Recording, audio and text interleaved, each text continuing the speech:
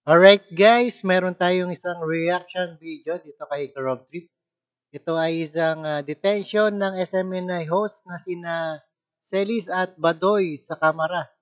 Idudulog sa ating SC.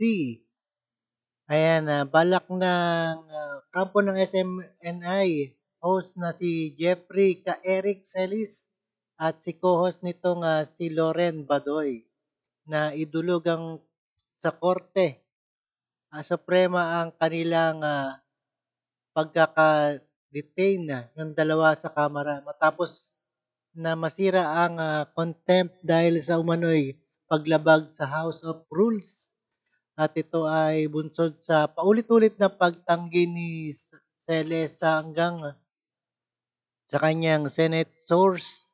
Hindi niya impormasyon na sinabi na ang 1.8 million na halaga ng foreign travel Speaker Martin Romualdez. Alright, panoorin po natin ang buong detalye. Balak naman ng kampo ng SMNI host na sina Jeffrey K. Eric Celis at co-host nitong si Lorraine Badoy na idulog sa Korte Suprema ang pagkaka-detain ng dalawa sa Kamara matapos ma-cite in contempt dahil sa paglabag sa House Rules. Bunsod ito ng paulit-ulit na pagtanggi ni Celis na ihayag ang Senate source niya ng impormasyon sa 1.8 billion pesos na halaga ng foreign travels ni Speaker Romualdez. Samantalang si Badoy naman na contempt dahil sa umano'y pagsisinungaling sa pagdinig ng Kamara. Ayon sa abogado ng dalawa, sumasa ilalim sa hunger strike sina Celis at Badoy bilang protesta sa ginawang aksyon ng House Committee on Legislative Franchises sa kanila. Pakinggan natin ang pahayag ni SMNI Legal Counsel Attorney Mark Tolentino.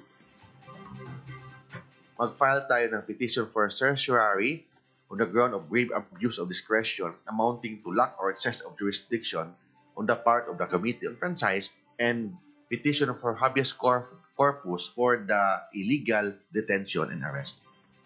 Kahapon nag-start ng hunger strike. Until now, second day nila ngayon, wala pa rin kain si Eric Celis and si Dr. Lorraine Badoy.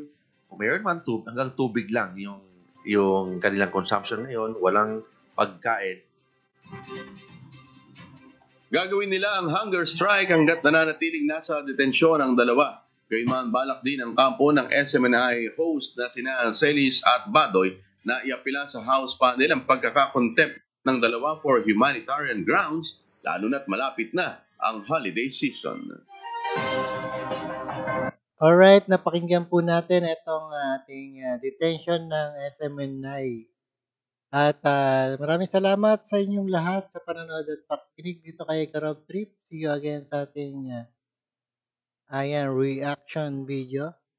And see you the next one. Thank you guys.